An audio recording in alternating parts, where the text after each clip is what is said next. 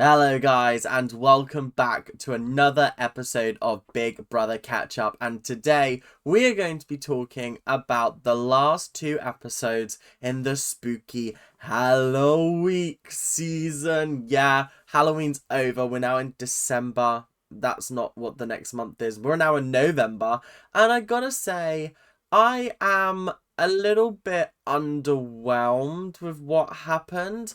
I just feel like, again, we're missing opportunities to get people out of the house that are not bringing any drama and are just causing more upset than anything. And we'll get into that a little bit later. But anyway, we have so much to talk about. Two jam-packed episodes. A lot of people's opinions have changed on people now.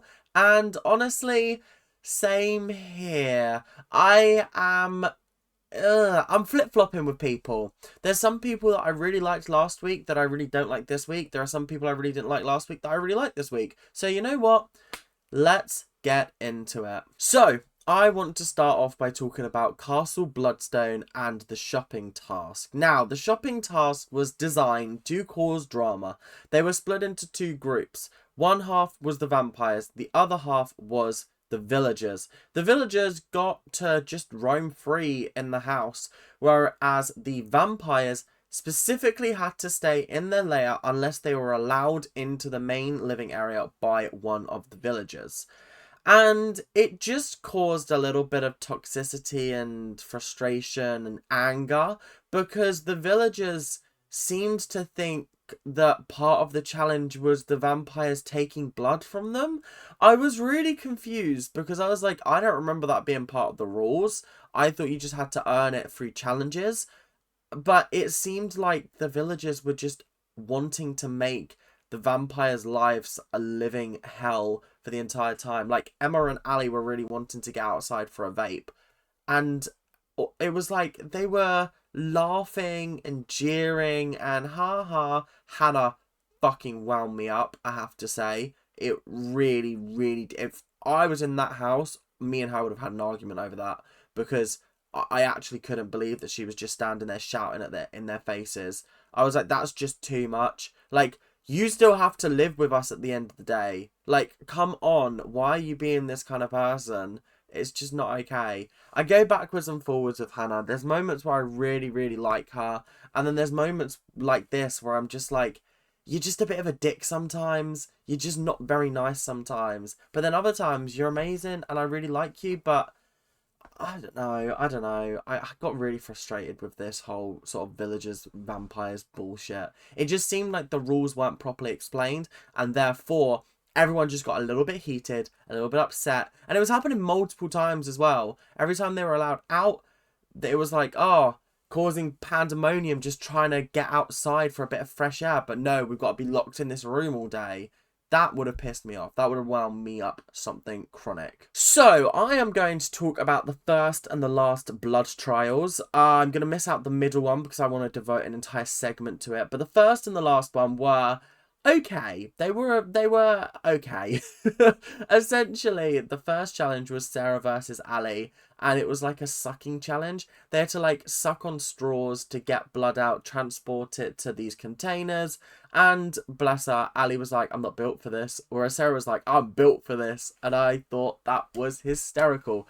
I do love Ali. I think she's definitely the person in the house that I am supporting the most out of everyone. I feel like she came in with a little bit of fire, judging people, but I think that she's kind of comfortable in the fact that everyone knows her opinions, so it's chill. They can move on, they can move past it, and it seems like everyone in the house has, which is good. So, we can pass that one. But anyway, the next challenge, or the last challenge, was Baked Potato versus Shagan.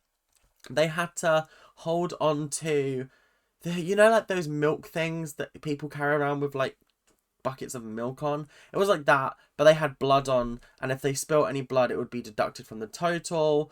But neither of them actually did drop any blood. I thought it was going to be a really unfair challenge considering Shagan looks a lot stronger than Baked Potato. But Baked Potato slayed it, honestly. She did well. And there were people coming in scaring her and scaring him. And they just remained as they were. I was like, wow, okay. I see your game. You're quite good at this. Okay. So, the second blood trial was potentially one of the craziest, most uncomfortable experiences on the show, but also, as a viewer, incredibly entertaining. Dean and Nathan were brought into a room where they had to be brutally honest in order to get blood for the team. And I think they were a little bit too brutally honest in the nicest way possible. They could have gone in there and they could have given wishy-washy answers, but I actually rate the fact that they gave their honest, true opinions. And I don't think you could have picked two better people to go in there. You couldn't have got Khaled and Shegan in there doing that. You couldn't have got Sarah, Baked Potato. You couldn't have got half the house in there delivering their brutal, honest opinions. But those two definitely did. Now, Dean was asked who is he never going to talk to again after this experience, and he said, rather surprisingly, Sarah. I was like, huh? And he was like, I just cannot stand her. I don't want to talk to her. Like, there's just nothing there. I hate her shoes. I was like, rah, Dean, tell us how you really feel. That's kind of crazy, you know. But anyway, the next one up was Nathan, and Nathan was asked, who do you think would backstab you first? And he said Dean, and he basically was making it known, like, I think Dean really wants to win. And I was sitting there thinking, is that not what you all want to do? Do you not all want to win the show? Is that like a thing that we're looking down on, the fact that he wants to win the show? Okay, cool. There's a cash prize. If it was for nothing but bragging rights, then yeah, sure, whatever. But it's 100k. It's a lot of money to people. So actually, I feel like it's fine to want to win the game. Next up, Dean was asked who does he think manipulates the house? He chose Marcello. And Marcello was literally seething and fuming and angry. He was like, Marcello is everything that I hate in toxic masculinity. And I was like, wow, fair enough. I actually do agree. I think actually that point is exactly what has been made by us on the outside world, and it's been reiterated by him inside of the house, which just makes me feel like it's completely and utterly true at the end of the day. So, you know what? I personally agree with that one 100%. He said later on he couldn't possibly exhibit toxic masculinity purely because he cooks for everyone. He said the line, how can you be masculine and love cooking? Those are not like mutually exclusive events. Like, you can be masculine and enjoy cooking. Are you saying that Gordon Ramsay is not the definition of toxic masculinity at times when he's shouting at people, but he fucking loves cooking? Come on. You gotta get a grip, Marcello. Just take the, like, insult and just ride it out. Do you know what I mean? Like, just get over it at the end of the day. Next up, Nathan was asked who was two-faced. He said Thomas. He said that Thomas switches between groups. He's basically got splinters up his arse from sitting on the fence all day. Everybody said that. I'm not Thomas's biggest fan. I want him out of the house. I'm so bored with him. He's just dull. And every time he opens his mouth, he actually pisses me off. And we'll talk about that more later on. Next up, we have Dean asking who would he sacrifice to save himself. And he said Nathan. And he was like, I'd send him home if it meant I survived. And I was like, fair enough. And then last but not least, this was the one that caused a lot of aggro in the outside world. And also a little bit of aggro on the inside. But Nathan was asked, who does he think is holding back? And he said Khaled. And I was like, I agree. I do feel like Khaled is holding parts of himself back. We've had the conversation about the cameras. I do like Khaled. I think he's actually a stand-up top bloke. But I think he's very aware that he's on TV. So he's trying to maintain an image. And I feel like a lot of people are like that when they're on TV. They know that they don't want to come across poorly. But then Nathan basically says something on the lines of he's not being vocal enough on troubles that are going on in the world. And I don't even remember exactly what he said, but it just stuck really weirdly in my brain. And I was like, I don't know if I agree with that. Everyone was fucking fuming at Nathan for that. They were not happy. Even Baked Potato was a little bit like, I'm not going to get involved. So I just think Nathan was a bit of a cock there. In the sense of, he was asked to be brutally honest, but did he have to be nasty? No. He could be brutally honest, but also tone it down. And maybe explain that in private rather than just saying it, mashing his words up and not really thinking before he was speaking. Kind of fell out of his mouth. and it did just make him look like a real dickhead. I got too hot and I can't function right now. My brain is all over the place. So we're going to talk about face-to-face nominations. So obviously the vampires won. They just about had enough to make it. And this is my thing about face-to-face nominations. I think I like face-to-face nominations, but I hate how everybody treats face-to-face nominations, because it does get incredibly boring. And this is a similar thing to like the Brutally Honest challenge. I feel like people just need to be real about why they're voting for people, because it seems like a lot of people, and I'm going to point it out when we get to them, are just giving surface level basic responses as to why they have voted for a person, and they're making out like, oh, it's just this one thing, it's just this one thing. But I promise you, if they're in that diary room, a lot more would be getting said. And I think now, because I never understood why people didn't like face-to-face nominations, I never understood, but now I get it, now I understand. But anyway, let's talk about face-to-face nominations. Only 6 people are nominating today, which I found interesting, because obviously only the team that won got to nominate. So Ali was up first. Ali voted for Marcello and Hannah, basically because of the 2 situations that she had with them. With Marcello, she voted for him because of the fallout from the comment that he made, that she called him out on. And she said, I feel like I want people in the house that if I'm going to call them out, can accept it and move on, and don't then launch a hate campaign against me because I decided to call them out. And I agree with that. I think that's just basic human decency. Hannah was the whole sitch with like the Red Witch, the whole thing. It felt like she was rallying people against Ali. So I can understand those 2 votes. But I think those 2 votes just, they made sense from her, and she gave good responses as well. Khaled, I actually thought Khaled's nominations were like fine. I actually was concerned that he would be sort of very like, oh, XYZ, XYZ. But actually, I feel like he said enough for me to be like, that's a valid response. That's a valid reason for putting someone up. Lily and Nathan were his nominees. Lily, because obviously she's messy. There's no connection there. Everyone says that, everyone that nominated her was like, well, you've gotten better, but the early weeks were bad. And I'm always like, but if she's better, why are you nominating her for stuff that happened weeks ago? Do you know what I mean? In the same way that Ali's doing the same, I guess. But, like, I understood the Lily vote at the end of the day. Nathan, it was obviously the Palestine comment. That obviously cut deep, so I understood that. Now we're getting into some boring territory. Into some moments where I was like, tell us how you really feel. Because I don't believe this. Shegan decided to vote for Nathan and Lily. So the same 2 as Khaled. But his reasons were, for Nathan, it was kind of like, oh, the only reason I've nominated you is because you said I was nicely boring, and I'm just not nicely boring.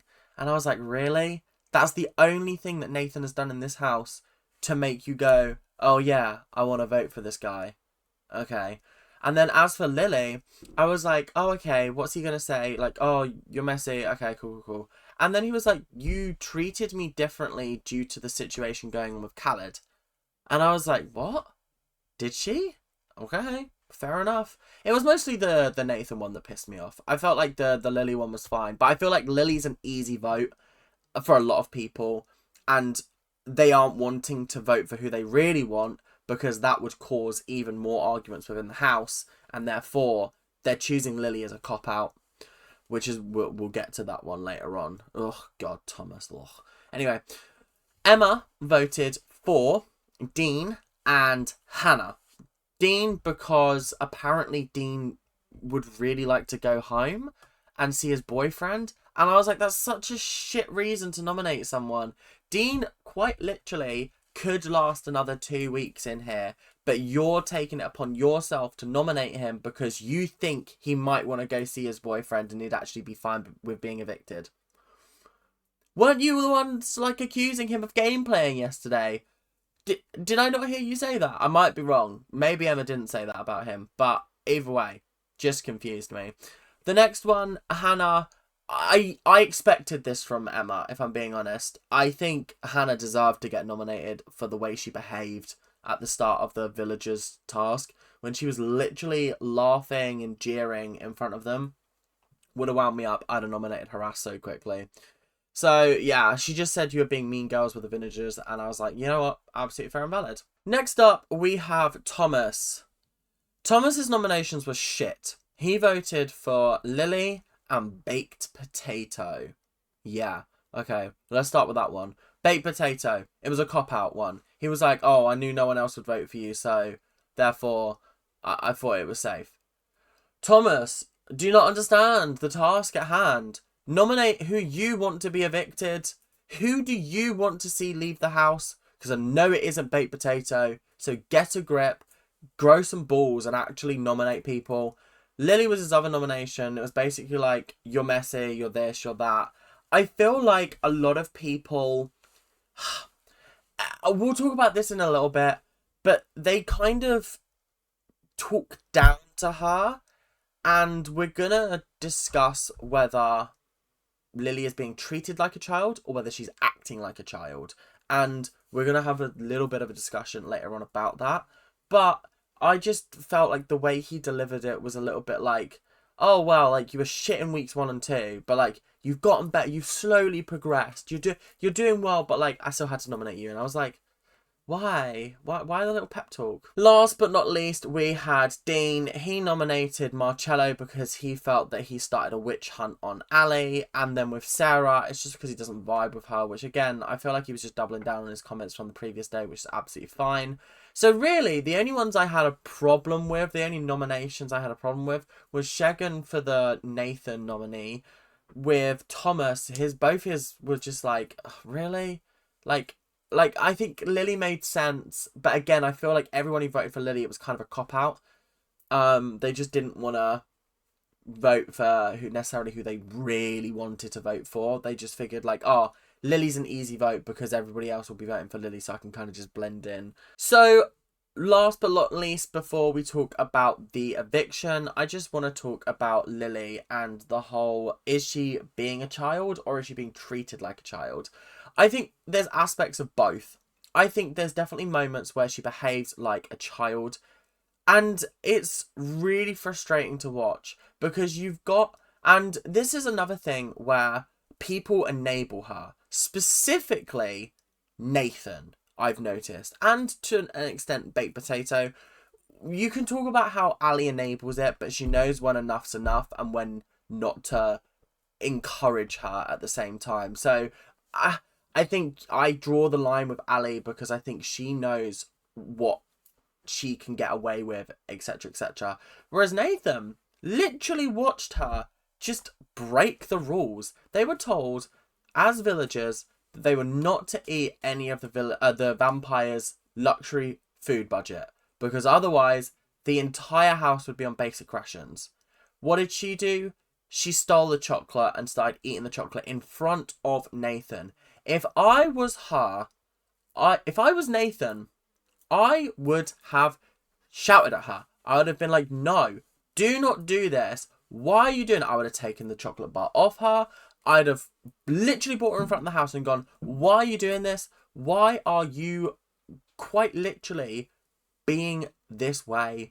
Because you're actually such a negative influence in the house. I've gone on a journey with Lily. I liked her at first, then I didn't really like her, then I liked her again.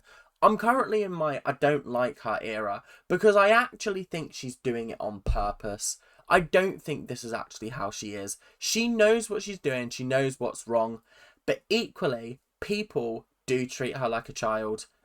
They treat her like a naughty toddler, and it is jarring sometimes when Thomas, when Shagan, when Khaled are like talking to her, and it's almost like they're talking down to her as if they're talking to a child.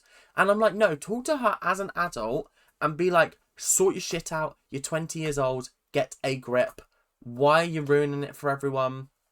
It's so frustrating to me, but what can you do? So last but not least, we have the eviction, and very sadly, Dean was evicted. I completely forgot to tell you, but Emma did take down Nathan, as one of the nominees and put Dean up in his place. So the final nominees were Hannah, Marcello, Lily, and Dean. Yes.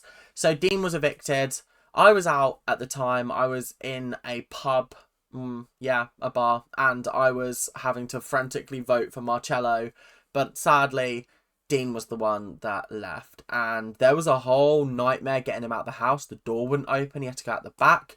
The whole eviction episode, the audio was really messed up because you could hear the crowd more than you could hear AJ and Will. I was very confused. But the entire thing was hilarious. It was malfunctioning. It was just chaotic and crazy. And I actually did appreciate that. I thought it was quite funny. But anyway, that is all we got time for. Am I going to miss Dean? Yeah, I am. I liked Dean in the house more than most other people in the house. He was like a top 5, I think, in the last like couple of weeks. He was a bit slow at first, but I liked him. I think he just got evicted because he's been very outspoken this week and he's had a lot of opinions on people that maybe people just don't enjoy. Or maybe the public just really want to punish Ali. I don't know. But anyway, thank you guys for watching. Hope you guys have enjoyed. And make sure to like, comment, and subscribe. Do all that YouTube stuff that you guys do so well. And I'll see you guys later. Make sure to keep on ranting. And I'll see you guys later. Bye now.